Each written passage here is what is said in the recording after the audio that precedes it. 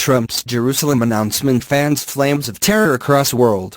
Several Western foreign ministries, including the UK and US, have issued travel warnings for the Middle East and North Africa following US President Donald Trump's announcement that his country would recognize Jerusalem as the capital of Israel.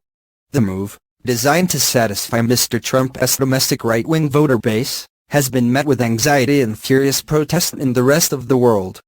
People took to the streets in demonstrations in the West Bank and Gaza as well as in Amman, Rabat, Beirut, Cairo and as far afield as Pakistan.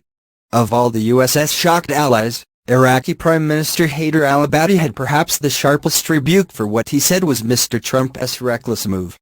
Mr. Trump should retreat from that decision in order to stop a dangerous escalation that leads to extremism and creates an atmosphere which helps terrorism, the Iraqi leader said.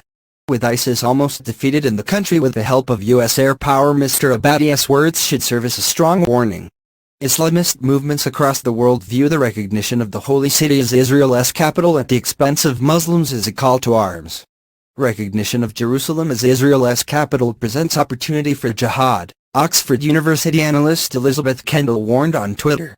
ISIS's daily media dump on Thursday released mocked-up images of Mr. Trump, Israeli Prime Minister Benjamin Netanyahu and Saudi King Salman and his son, Crown Prince Mohammed, blaming them for the destruction of the holy Muslim site. Al-Qaeda also quickly moved to capitalize on the current outrage with a statement designed to garner support. Jerusalem is not Trump's property to give away to Jews, one release read.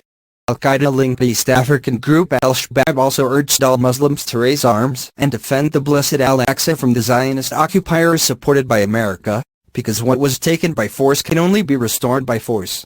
Similar statements were issued across several Taliban media outlets in Afghanistan, while Hezbollah-friendly Lebanese newspaper Al-Akhbar declared death to America from its Thursday front page. Closer to home, on Thursday Hamas's leader Ismail Haniyeh called on the Palestinian people to rise up in a new intifada or uprising against oppression.